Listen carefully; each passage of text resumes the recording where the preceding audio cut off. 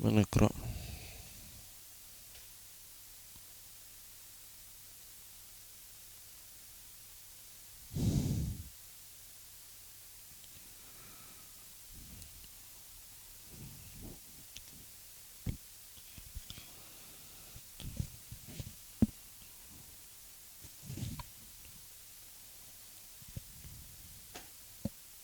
Bismillah.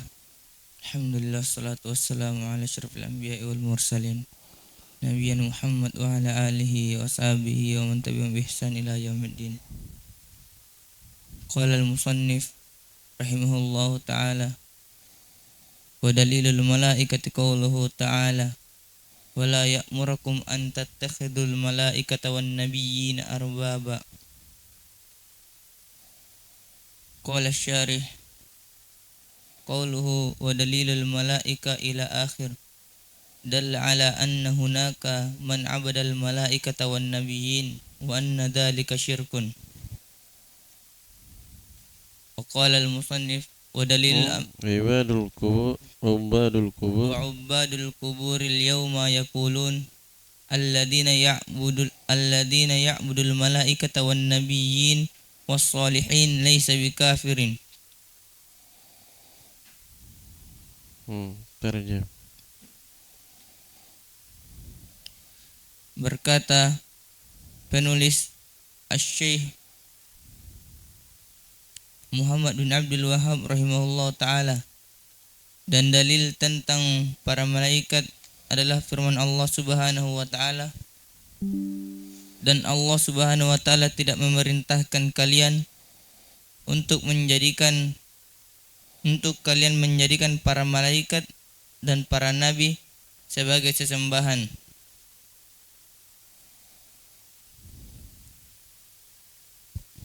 Qala asy-syarih qawluhu, perkataan al-musannif wa dalilul malaika ila akhir. Ayat ini menunjukkan bahwasanya di sana ada orang yang menyembah para malaikat dan para nabi, dan bahwasanya hal tersebut adalah kesyirikan. Dan para penyembah kubur sekarang mereka berkata orang yang menyembah para malaikat dan para nabi dan orang-orang saleh, mereka itu tidak kafir.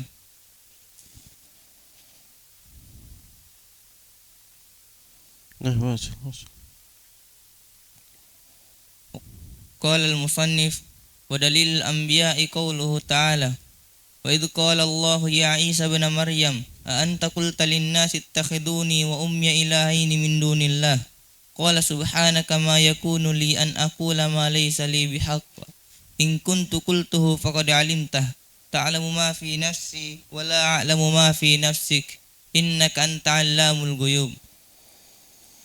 Qala asy-syarih wa qawluhu wa dalilul anbiya ila akhir hadha fihi dalilun ala anna ibadatal anbiya'i syirkun mithlu ibadatil asnami fa fihi raddun ala man farraqa fi dhalika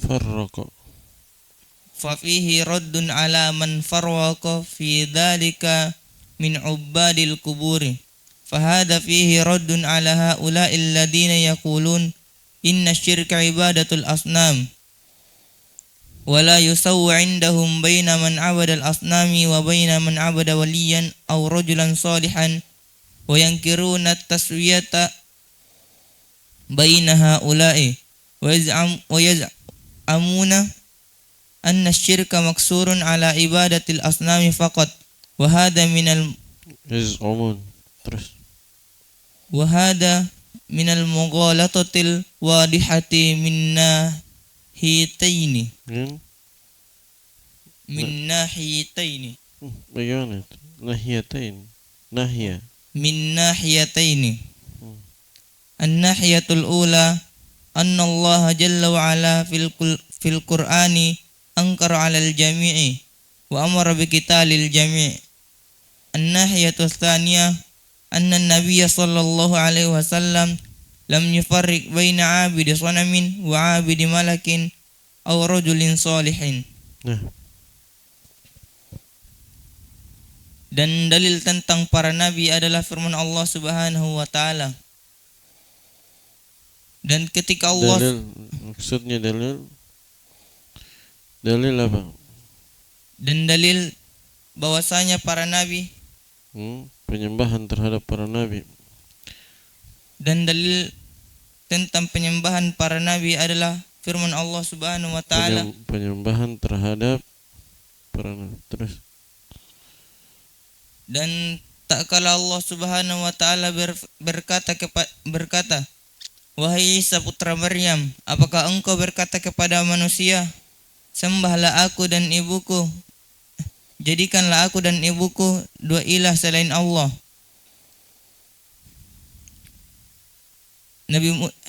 Nabi Isa berkata, "Maha suci engkau, tidak patut untukku untuk berkata apa yang bukan hakku.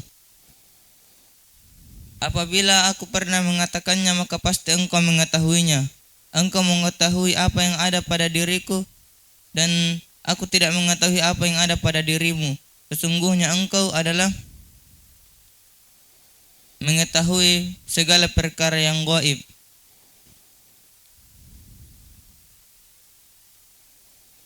Qala Syarih, dan perkataan al-musannif wa dalil anbiya sampai akhir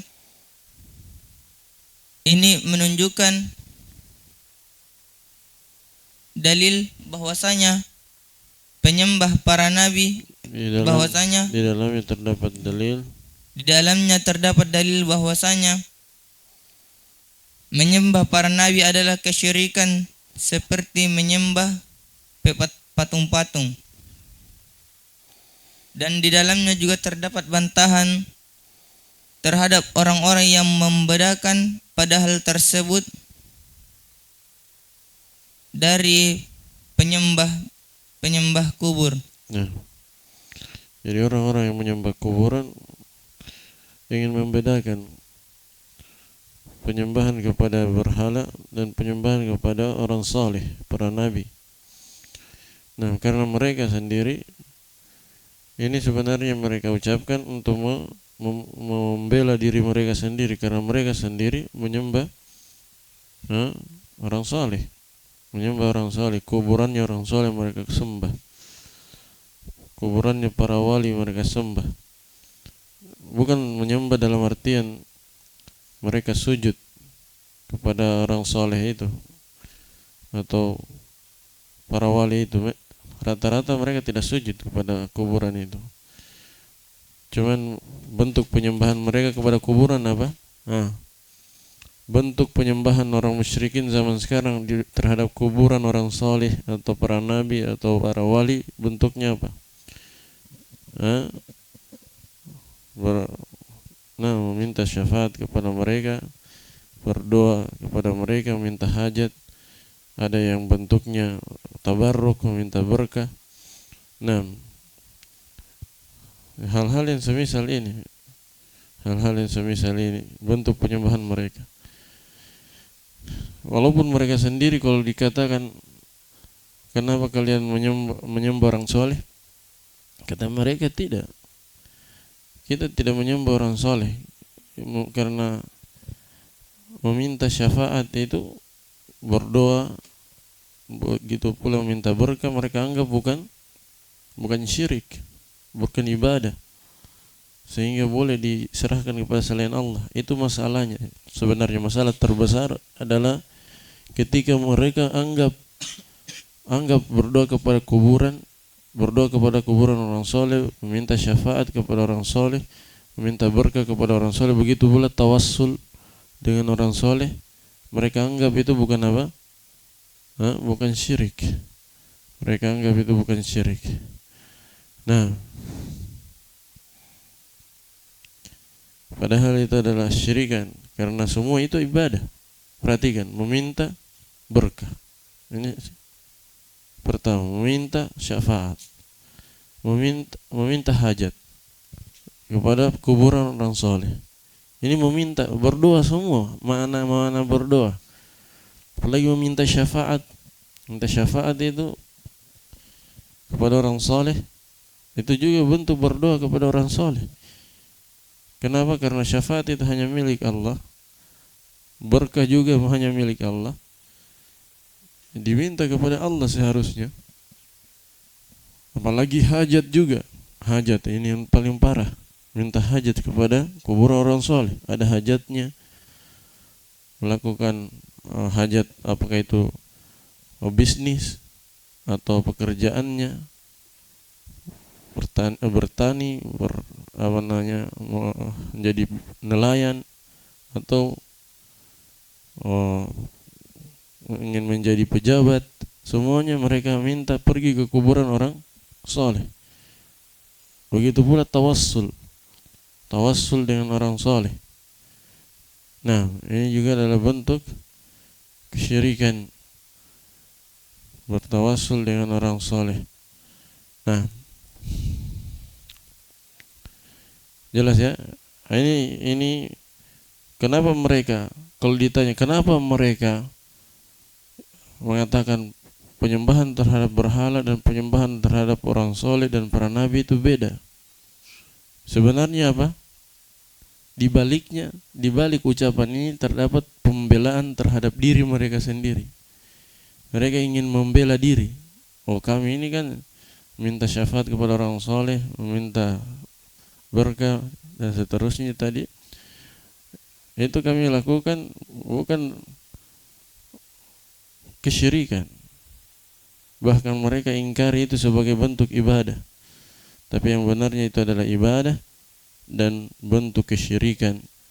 Dan kesyirikan terhadap orang soleh sama dengan kesyirikan terhadap berhala. Nah, tidak ada bedanya sama sekali. Fahadha fihi, ayo. Terus.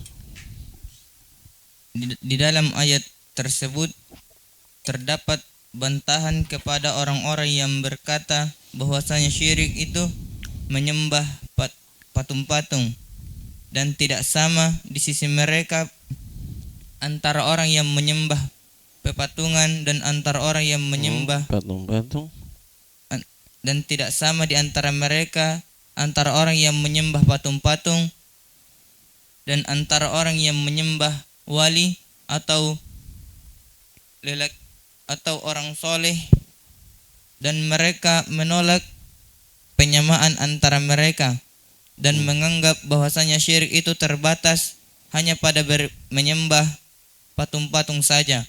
Dan ini termasuk kesalahan yang jelas dari dua sisi.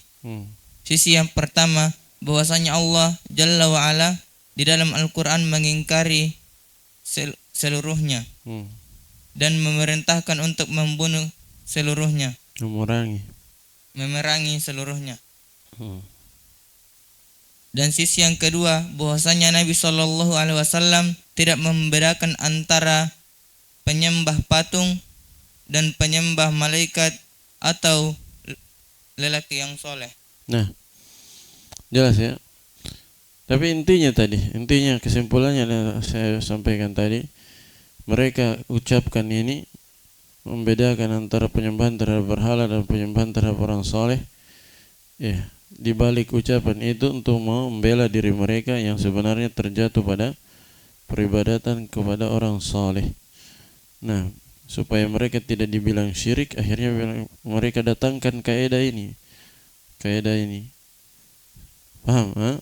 Supaya mereka tidak dibilang syirik, mereka datangkan kaidah ini, bahwa menyembah patung tidak sama dengan menyembah orang soleh.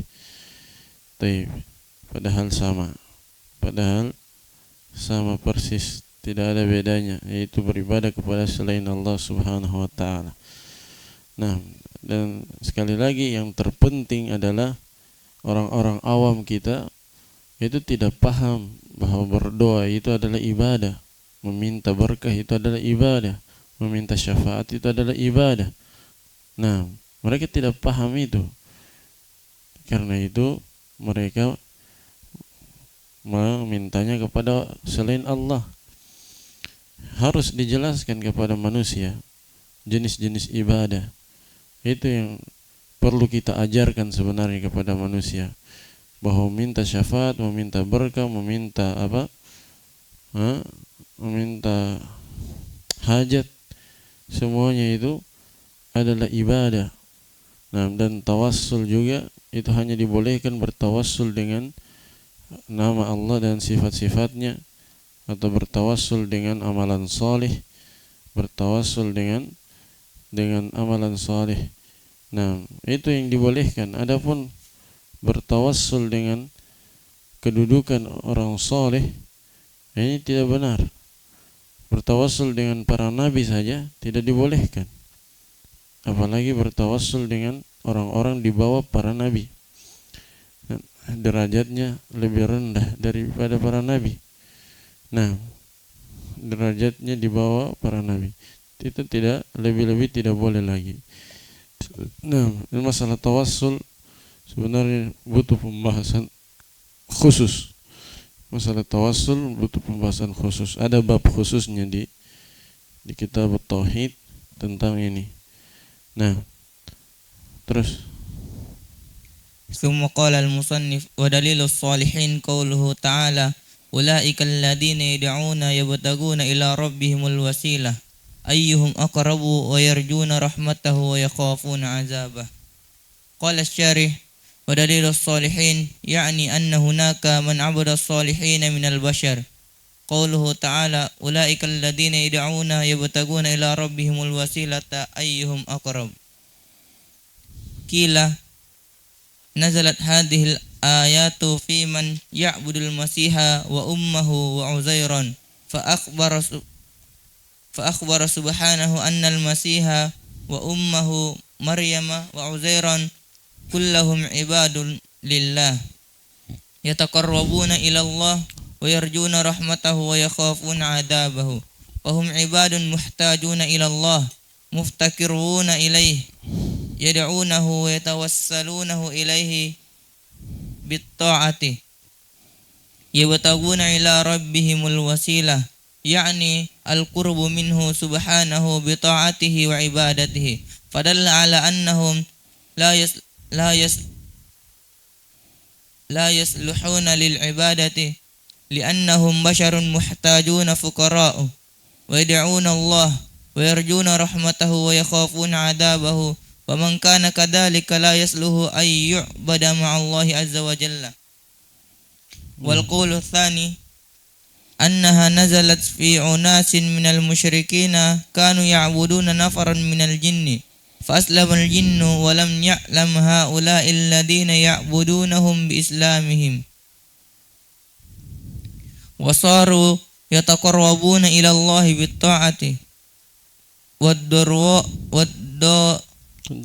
والضراعة ويرجون رحمته ويخافون عذابه فهم عباد محتاجون فقراء لا يصلحون للعبادة.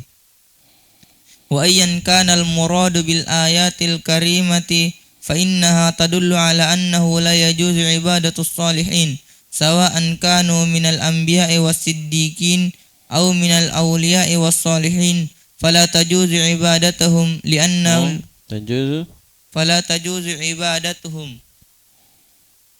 لأن الكل عباد لله فقراء إليه فكيف يعبدون مع الله. Nah, terjem. Dan dalil tentang penyembahan orang-orang soleh adalah firman Allah Subhanahu wa Ta'ala. Orang-orang yang mereka seru, mereka mencari wasilah kepada Rabb mereka. Nah, jadi maksudnya orang-orang yang mereka sembah, mereka seru, mereka sembah. Ulaika alladzina yad'una, mereka itu adalah orang-orang yang menyembah. Mereka itu adalah orang-orang yang menyembah, orang-orang yang juga mengharap kepada Allah Subhanahu wa Ta'ala, mengharapkan wasilah kepada Allah Subhanahu wa Ta'ala. Ayyuhum aqrab. Jadi begini takdir ayatnya, ulaika alladzina yad'unahum, mereka-mereka yang mereka sembah itu, ulaika alladzina yad'unahum, Ulaika alladzina yad'unahum. Hum, ada hum di situ.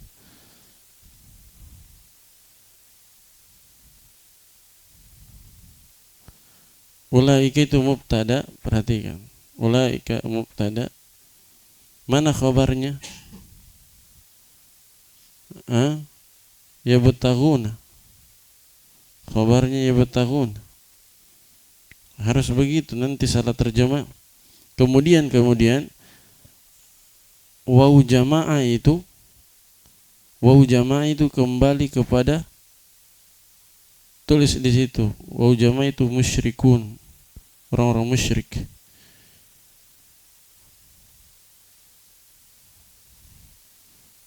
Yadu'una ya, waw jamaah yadu'una, bukan yabtaguna. Yadu'una.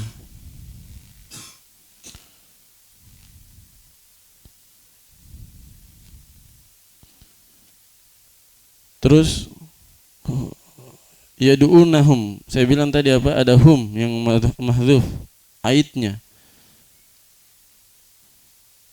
Ada hum yang mahdzuf, humnya sama waw jamaah yang yabtaghuna itu sama, kembali kepada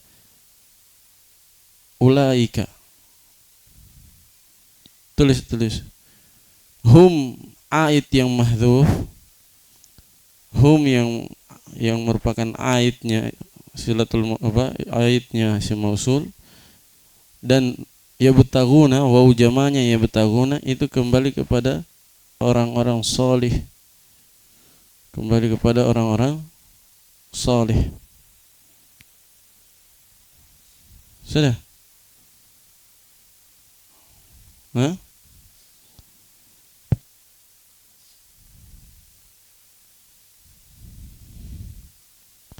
Ulaika, tadi saya lupa. Ulaika itu orang-orang soleh. Ulaika alladzina itu orang-orang soleh.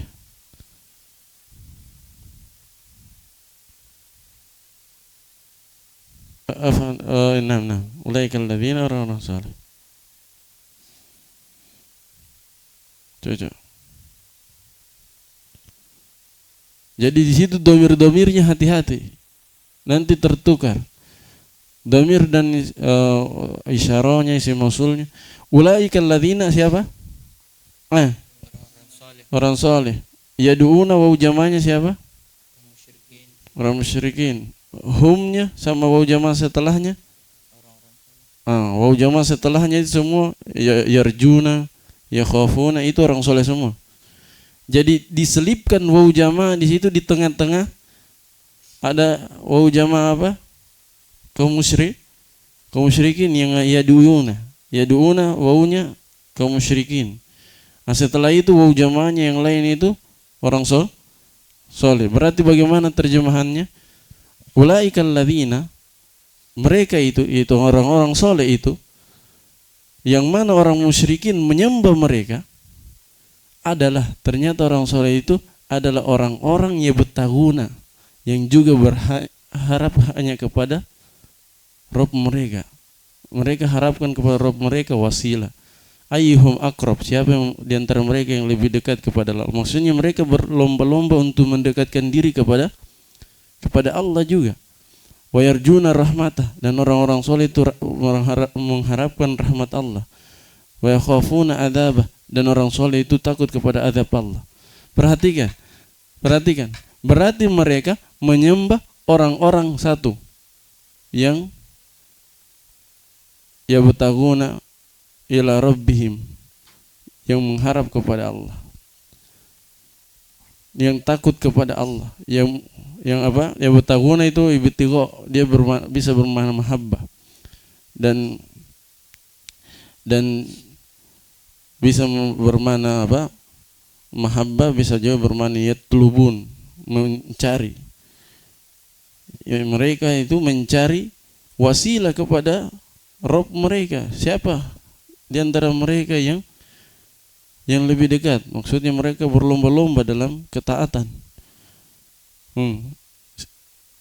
Kemudian sifat kedua apa?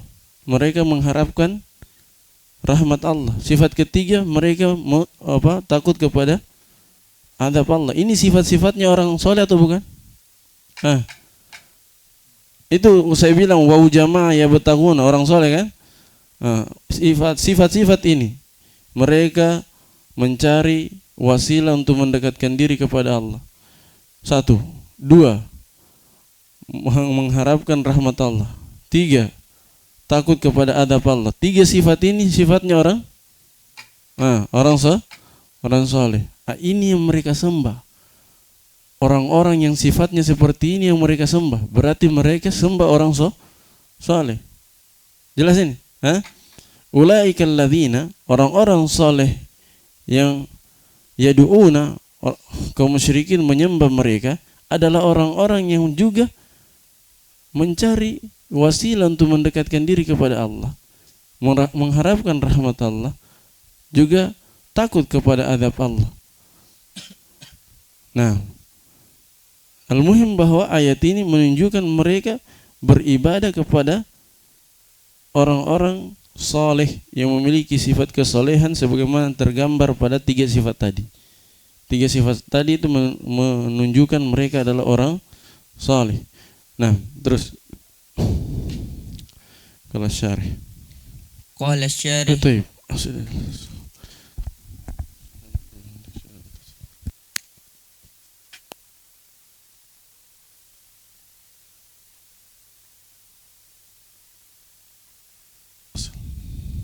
Bismillah. Thumma qala syarih, dan dalil tentang penyembahan orang-orang soleh, yakni bahwasanya penyembahan kepada orang-orang soleh, yakni bahwasanya di sana ada orang yang menyembah orang-orang soleh dari kalangan manusia. Dan Allah Subhanahu wa taala berfirman, mereka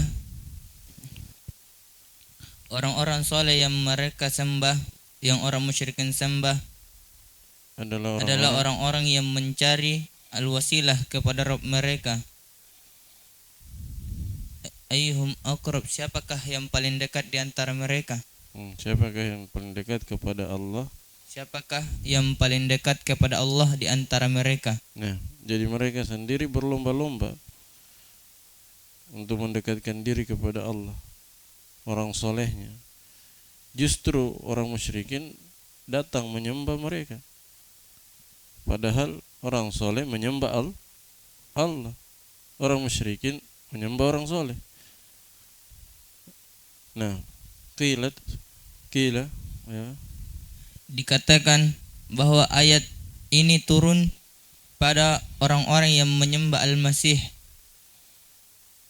dan ibunya juga Uzair. Dan Allah Subhanahu wa taala mengkhabarkan bahwasanya Al-Masih dan ibunya Maryam juga Uzair, mereka semua adalah hamba untuk Allah, hamba-hamba milik Allah Subhanahu wa taala. Mereka mendekatkan diri kepada Allah, mengharap rahmat Allah, dan mereka takut akan azab Allah. Dan mereka adalah hamba-hamba yang butuh kepada Allah, yang fakir terhadapnya.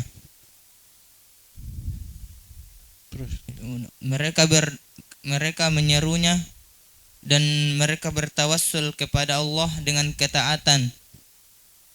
Yabtaguna ila rabbihimul wasilah. Mereka adalah orang-orang yang mencari wasilah kepada Rabb mereka, yakni al-qurbu minhu, kedekatan,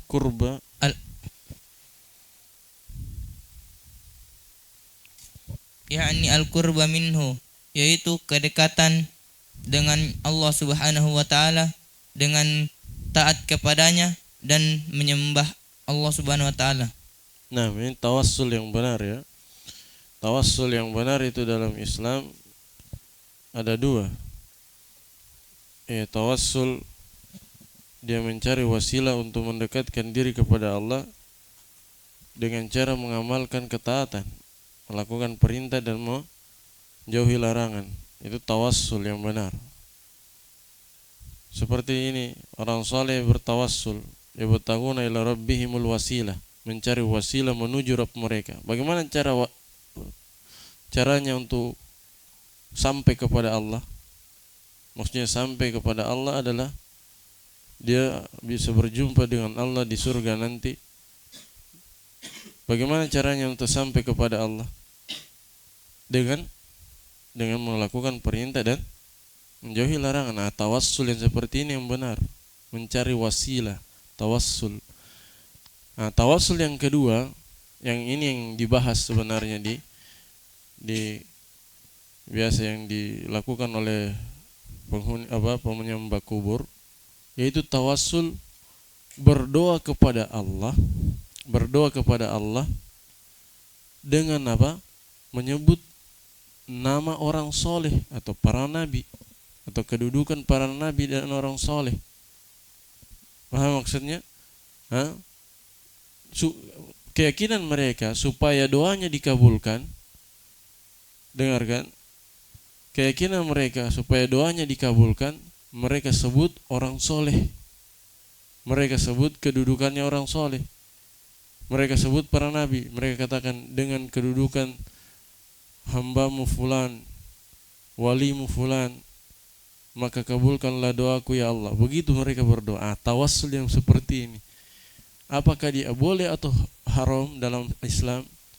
Kalau tawassul yang seperti ini itu haram. Tawassul yang seperti ini haram, bahkan dia adalah pintu menuju kesyirikan. Kenapa? Karena tawassul seperti ini, pertama, kenapa haram? Karena dia apa? Seakan-akan mengira Allah Subhanahu wa ta'ala harus memberikan permintaannya, hajatnya, sebab dia telah menyebut kedudukan orang soleh atau wali itu. Lagi-lagi ini kenapa terjatuh? Dengar arham. Kenapa terjatuh seperti itu mereka dalam perkara yang seperti ini? Jawabannya karena mereka kiaskan Allah dengan raja-raja di dunia. Kalau raja di dunia, kadang dia punya apa? Jenderal, pimpinan tentara. Misalnya presiden, ada komandan, ya kan? Ada panglima TNI misalnya. Ada Kapolri misalnya. Ketika ada datang orang rakyat yang mungkin keluarganya ini panglima, keluarganya panglima TNI, dia minta kepada presiden, wahai presiden, dengan nama panglima fulan, tolong kasih saya pekerjaan. Ya, kadang si presiden, perhatikan, kadang si presiden terpaksa kasih dia pekerjaan. Kasih terpenuhi hajatnya, terpaksa dia penuhi hajatnya. Kenapa? Karena dia bawa nama panglima ini. Dan dia takut, si presiden ini bisa jadi takut, kalau tidak dikabulkan permintaannya, takut jangan sampai si panglima ini, karena keluarga mereka punya kedekatan, dia presiden takut jangan sampai si panglima ini mengkudetanya. Jangan sampai si panglima ini mengkudetanya.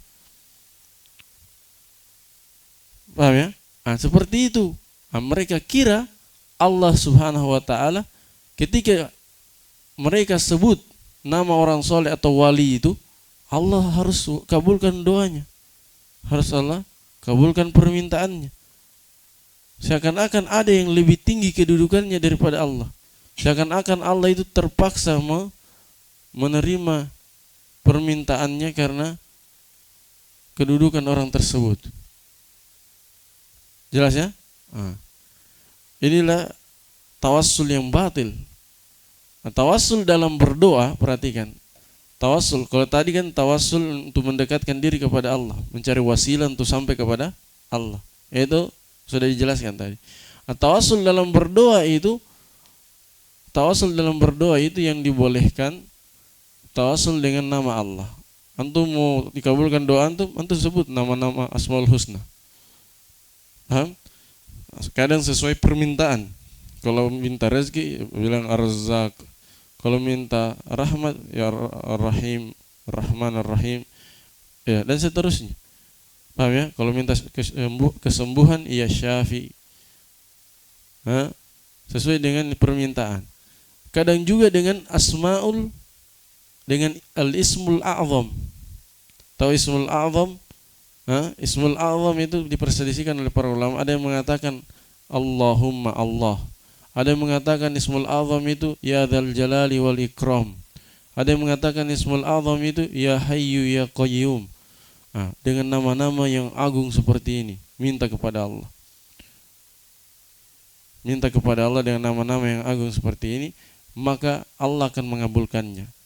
Karena kita bertawasul dengan nama Allah atau sifat-sifat Allah Subhanahu wa taala, boleh.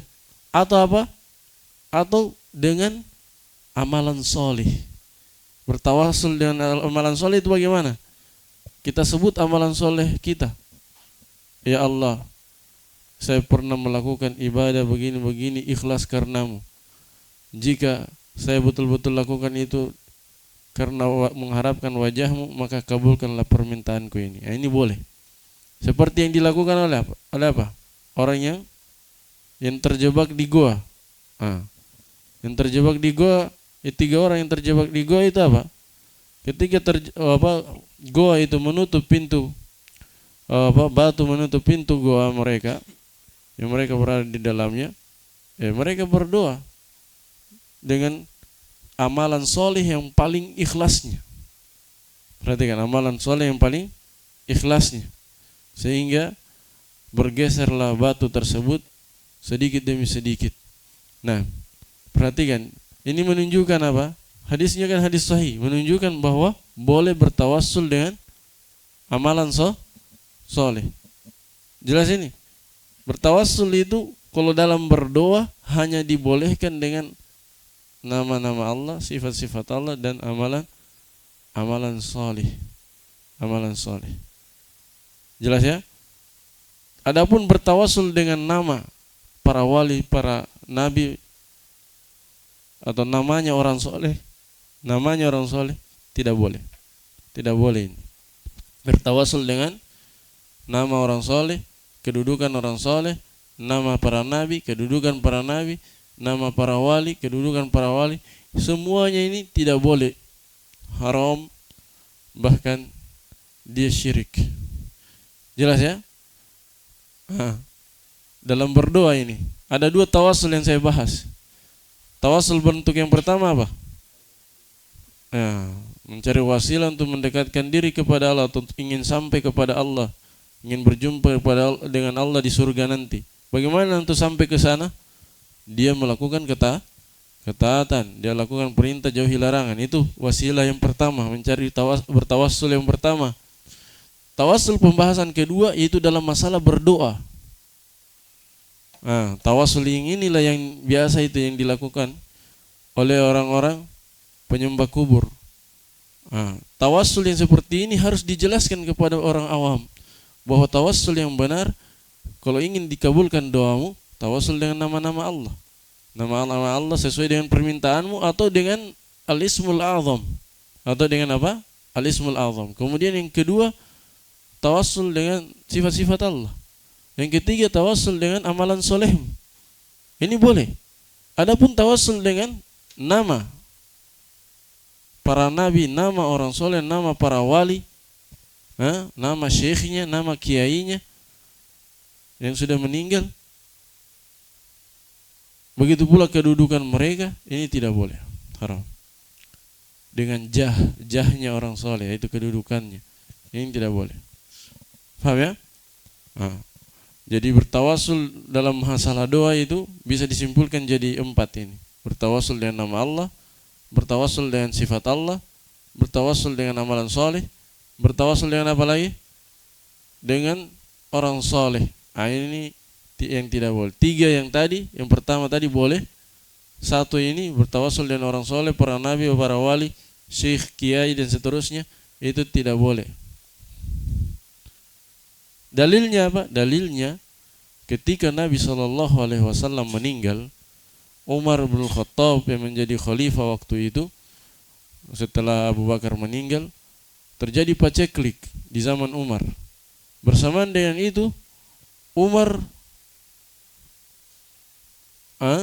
ketika dia kumpulkan manusia untuk sholat istisqa, kan istisqa meminta hajat untuk apa? Supaya diturunkan hujan. Ya. Apa yang dia lakukan? Apakah dia bertawassul dengan nama Nabi atau bertawassul dengan kedudukan Nabi Muhammad yang sudah meninggal? Tidak. Dia bertawassul justru memanggil siapa itu? Al-Abbas, pamannya Nabi SAW, untuk berdoa. Memanggil Al-Abbas, paman Nabi SAW, untuk berdoa. Berdoa untuk kaum muslimin agar segera diturunkan hujan bagi mereka. Perhatikan. Seandainya tawassul kepada para nabi itu boleh, bertawassul dengan menyebut nama Nabi dalam berdoa itu boleh, maka apa? Maka Umar bin Khattab tidak perlu capek-capek panggil Al-Abbas, suruh Al-Abbas untuk berdoa. Tinggal bilang saja, dengan nama Nabimu ya Allah, dengan kedudukan Nabimu Muhammad ya Allah, tolong turunkan hujan. Tapi kenyataannya tidak. Ternyata Umar tidak melakukan hal itu. Menunjukkan hal itu tidak disyariatkan. Tidak disyariatkan. Paham ya? Justru kalau ada orang soleh yang masih hidup, suruh dia yang berdoa. Seperti Umar menyuruh siapa? Al-Abbas untuk berdoa. Karena kemungkinan besar doanya orang soleh lebih dikabulkan dibandingkan doanya yang tidak soleh. Karena itu panggil orang soleh untuk berdoa. Kalau masih hidup, panggil dia. Tapi kalau sudah meninggal, tidak usah lagi dilibatkan orang yang sudah meninggal. Nah, ini sebenarnya pembahasan. Kalau antum membahas tentang 4 perkara sebenarnya penting untuk diulangi terus di ceramah-ceramah, khutbah-khutbah untuk orang awam, adalah penjelasan tentang 4 perkara. Tentang 4 perkara. Apa itu? Pertama tentang kita jelaskan bahwa kita hidup di dunia untuk beribadah, dan perlu kita ketahui ibadah itu bukan hanya sholat, puasa, zakat, sujud, ruku, bukan saja itu, melainkan ada ibadah-ibadah yang lain seperti doa. Doa adalah ibadah, meminta itu ibadah. Termasuk di dalamnya doa meminta hajat, doa meminta syafaat, meminta keberkahan. Ini ibadah. Taib, semuanya ibadah ini. 3 ini disatukan menjadi doa. Karena meminta itu berdoa, meminta syafaat kah, meminta berkah kah, meminta hajat kah, itu semua doa. Kemudian yang kedua kan tadi doa. Yang kedua apa? Yang kedua adalah harapan, cinta, harap. Yang ketiga harapan, yang keempat khauf. 4 ini yang sering salah pahami oleh orang awam, dan banyak mereka terjatuh dalam kesyirikan dalam masalah 4 ini.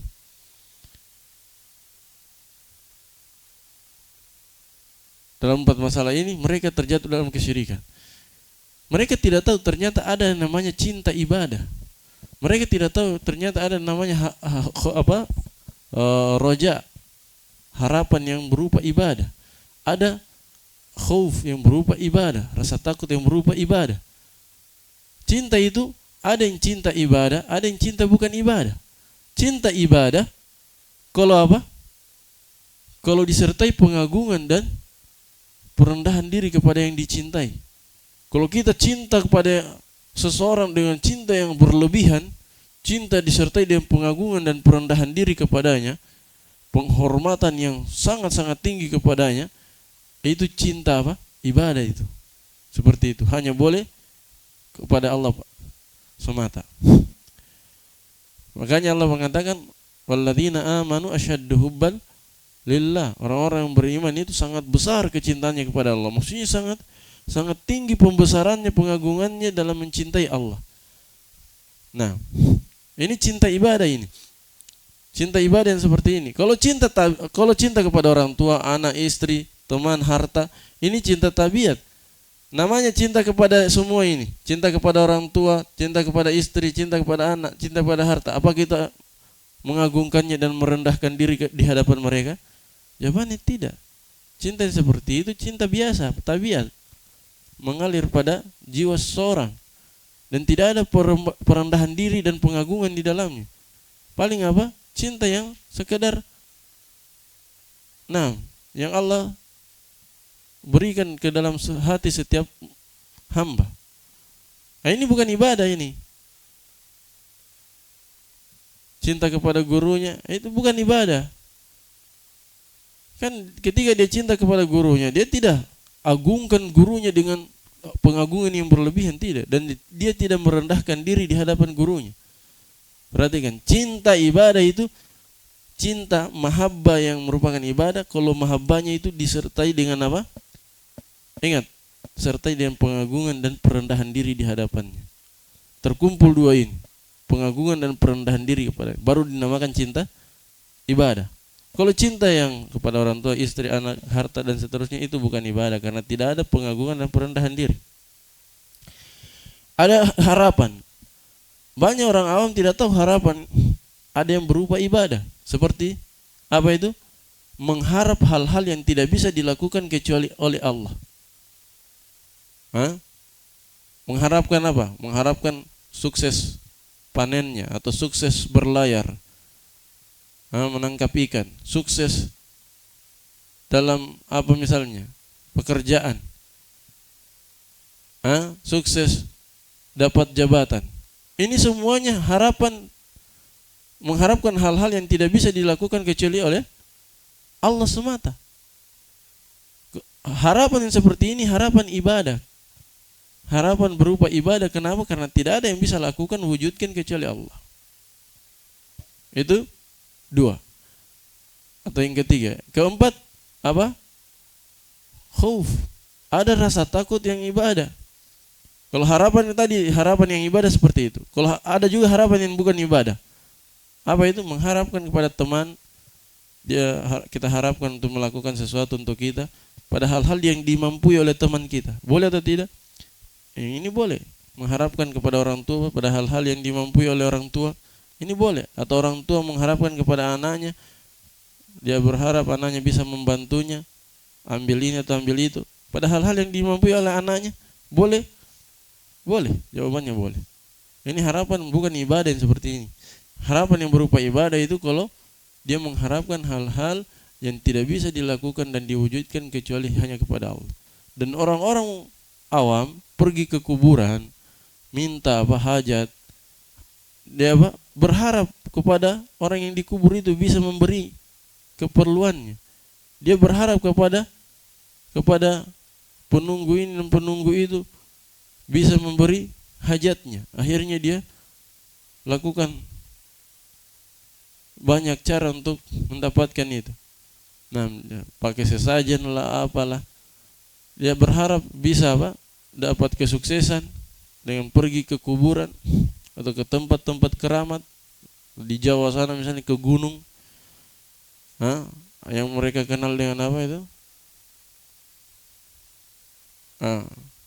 yang kayak pesugihan itu kan pergi ke tempat keramat, ke kuburan atau ke gunung-gunung. Ya, apa tujuannya pesugihan?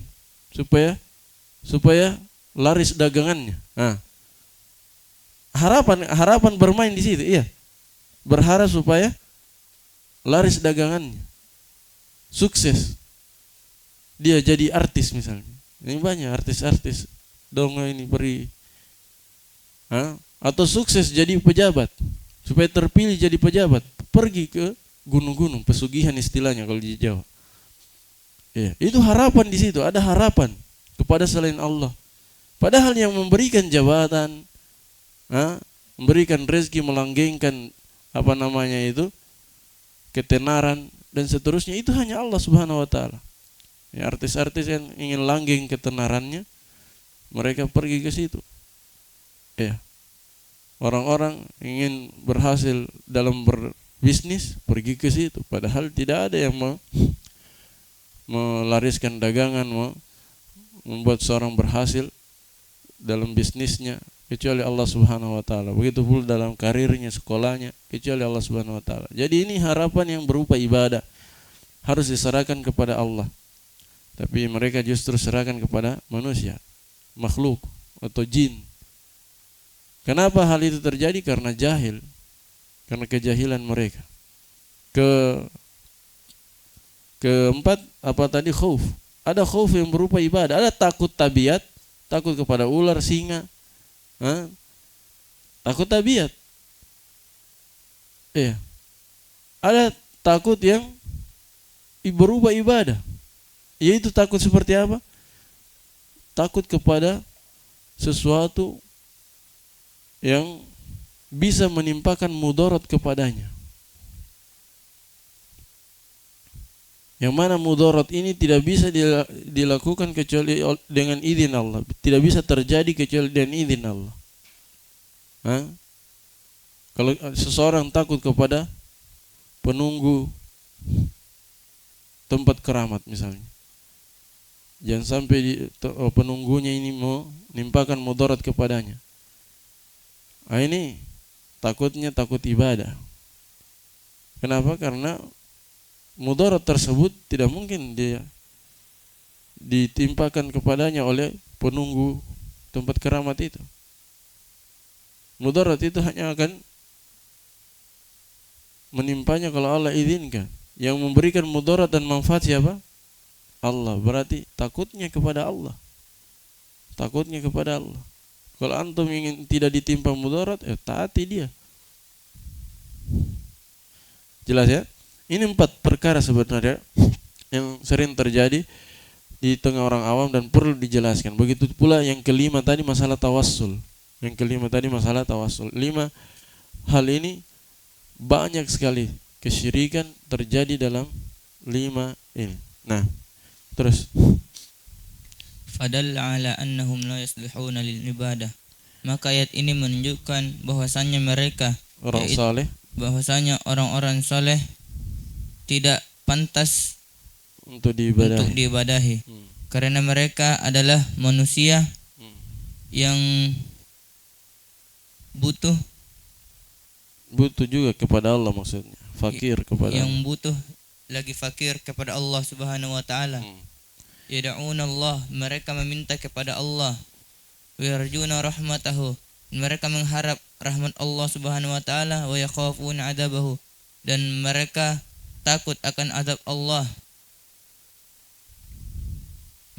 Dan barang siapa yang keadaannya seperti itu, la yasluhu ayyu'bada ma'allah, maka tidak cocok untuk diibadahi bersama Allah Azza wa Jalla.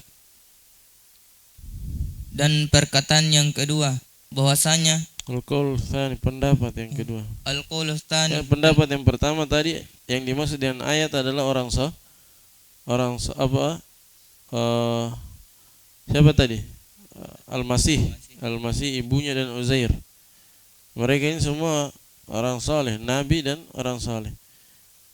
Terus dan pendapat yang kedua, bahwasanya ayat ini turun tentang orang-orang dari musyrikin yang dahulunya mereka menyembah sekelompok dari para jin. Nah, ini pendapat kedua, tafsiran kedua dari ayat. Jadi dahulu ada orang-orang musyrikin menyembah jin. Jinnya ini masih kafir. Fa'aslamal jin, ayo. Jin itu Islam. Lalu jin itu jin itu Islam, dan orang-orang yang menyembah para jin tidak mengetahui tentang keislaman mereka. Jadi asalnya jin kafir mereka sembah. Setelah itu jinnya ternyata masuk Islam. Dalam keadaan manusia yang menyembah mereka tidak tahu bahwa mereka sudah masuk Islam. Jin muslim itu orang soleh atau bukan? Jin soleh, ya kan? Jin soleh. Jin bukan jin kafir. Jin soleh yang mereka sembah. Ya. Terus?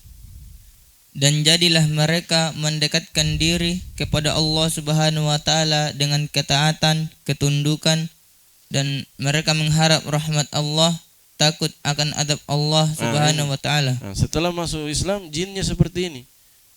Mendekatkan diri kepada Allah dengan ketaatan, berharap kepada Allah, takut kepada Allah. Ini sifat-sifat jin setelah masuk Islam. Berarti jin yang soleh. Fahum? Dan mereka itu adalah para jin itu. Dan para jin itu adalah hamba-hamba yang butuh lagi fakir kepada Allah Subhanahu wa taala. Nah, La yasluhuna lil ibadah. Maka mereka itu tidak cocok untuk diibadahi. nah, mereka juga butuh kepada Allah. Makanya mereka mendekatkan diri kepada Allah, takut kepada Allah, berharap kepada Allah. Kenapa mereka lakukan itu? Karena mereka butuh rahmat Allah, butuh kepada mendekatkan diri kepada Allah supaya selamat, takut kepada azab Allah supaya selamat dari neraka. Mereka takut kepada Allah Subhanahu wa taala. Nah, mereka butuh kepada Allah. Nah, justru orang musyrikin menyembah mereka. Nah, mereka yaitu menyembah para jin yang sudah masuk Islam itu. Nah, al-muhim bahwa ayat itu yang diinginkan yang mereka sembah siapa? Makhluk yang soleh. Makhluk yang soleh di situ ada yang mengatakan manusia, yaitu Isa, Uzair, ibunya Isa maksudnya. Pendapat kedua, makhluk yang soleh di situ adalah jin. Yang mereka sembah adalah jin. Terus, Dan apapun yang dimaksud atau diinginkan oleh dengan ayat yang mulia tersebut, bahwasanya ayat tersebut menunjukkan bahwasanya tidak boleh bahwasanya menyembah orang-orang soleh itu tidak boleh. nah, jadi apapun tafsirannya kan tetap sama hakikatnya, tetap makhluk yang soleh yang mereka sembah itu makhluk yang soleh. Mau tafsiran pertama atau tafsiran kedua, semuanya makhluk yang soleh. Nabi itu soleh atau bukan? Orang soleh atau bukan? Soleh. Bahkan lebih dari sekedar soleh. Iya kan? Uzair ibunya Isa juga itu orang soleh, laki-laki dan wanita yang soleha. Nah, para jin yang sudah masuk Islam dengan 3 sifat tadi, sifat mereka itu juga jin yang soleh, makhluk yang soleh. Ujung-ujungnya semuanya kembali kepada satu hal, yaitu mereka beribadah kepada makhluk yang soleh. Maka tidak masalah mau tafsiran pertama atau tafsiran kedua, tetap sama saja. Ayat ini menunjukkan bahwa menyembah atau beribadah kepada makhluk yang soleh itu tidak boleh. Nah, terus Sama saja apakah orang soleh orang-orang soleh tersebut dari kalangan para nabi dan orang-orang siddiq, atau dari kalangan atau dari wali-wali dan orang-orang soleh, maka tidak boleh beribadah menyembah mereka. Sama saja, apakah nabi kan rasul. Pertama mungkin malaikat, rasul, nabi, siapa lagi, siddiqin, syuhada, solihin. Tidak peduli. Yang penting mereka ini apa? Makhluk soleh sebenarnya. Malaikat makhluk yang soleh. Para rasul makhluk yang soleh. Jin tadi? Nabi makhluk yang soleh. Siddiqin makhluk yang soleh. Syuhada makhluk yang soleh. As-solihin makhluk yang soleh. Apalagi jin yang masuk Islam dan melakukan ketaatan-ketaatan, mereka makhluk yang soleh. Tidak peduli, sama saja. Semuanya adalah makhluk yang soleh, menunjukkan bahwa mereka itu tidak cocok untuk diibadahi, sebab mereka adalah makhluk yang butuh kepada Allah juga. Bagaimana cara mereka meminta kepada orang soleh sementara orang soleh meminta kepada Allah? Kan tidak logis, tidak masuk akal. Bagaimana mereka meminta kepada orang yang juga butuh? Antum meminta kepada orang yang juga fakir. Masa meminta kepada fakir miskin? Hamba yang fakir lagi miskin, tidak mungkin untuk dimintai. Jelas ya? Minta hajat kepada orang yang sudah dikubur, minta hajat kepada para wali yang sudah meninggal, tidak mungkin dikabulkan. Mereka saja butuh. Mereka saja butuh rahmat Allah. Bagaimana minta berkah kepada mereka, minta ini dan itu, padahal minta syafaat kepada mereka, sementara mereka juga mungkin butuh disyafaati,